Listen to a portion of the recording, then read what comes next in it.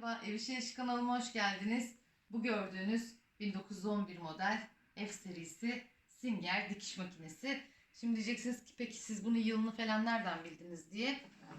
Biz bunun yılını seri numarasına bakarak öğrendik. Şurada seri numarası yazıyor.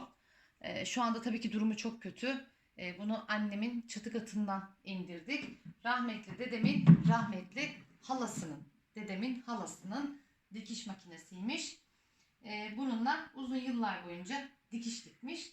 Şimdi biz de tabii ki onun hatırasını yaşatmak için tamirini yapacağız, restorasyonunu yapacağız ve harika bir hale gelecek. Neredeyse ilk günkü haline getirmeye çalışacağız elimizden geldiğince ve bunu size adım adım videolarımızla göstereceğiz.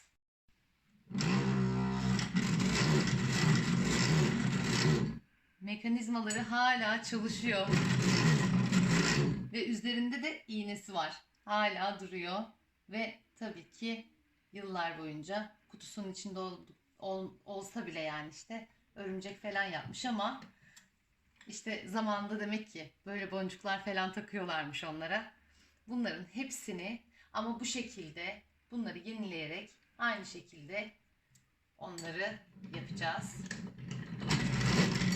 Çok hoşuma gitti.